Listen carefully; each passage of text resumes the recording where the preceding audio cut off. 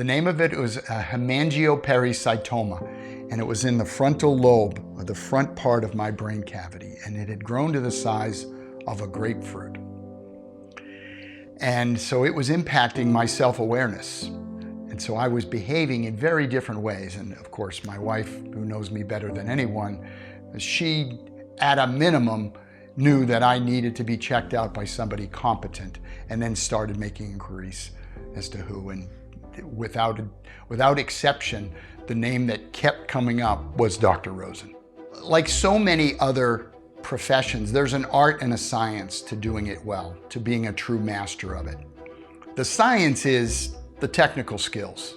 By all accounts, he had at the time and has an outstanding reputation for competence. I mean, he just exudes competence and confidence. You just have confidence in him. And again, pre-surgery, I wasn't afraid because I had no self-awareness. People are like, oh, how did you gut it out? I'm like, I didn't gut anything out. I wasn't even aware.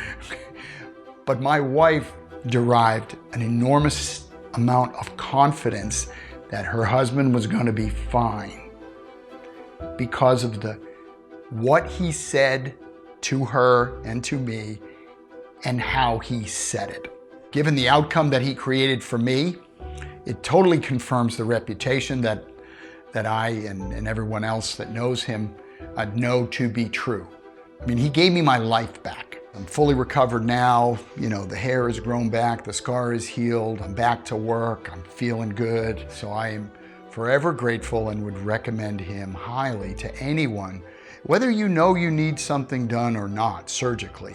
At a minimum, have a conversation with him because I mentioned earlier, the art and the science of it. The science is the ability to do the medical work. I can't even imagine how someone can do what they do.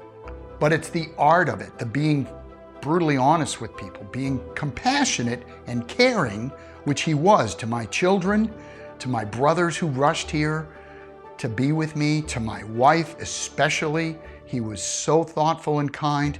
That's the art of doing it well. I mean, again, first and foremost, give me a surgeon that is competent in the operating room. But if I can be selfish, give me one that's also a fundamentally good person that cares about the patient, and as important as that, cares very much about the patient's family. And this was the scariest part of my life. And I am forever grateful to Dr. Rosen for really navigating my whole family through this season of life. And I don't know what the future holds. I hope this is the darkest season of my life, but I don't know that. But if I come up on another one, I want somebody like Charles Rosen in charge.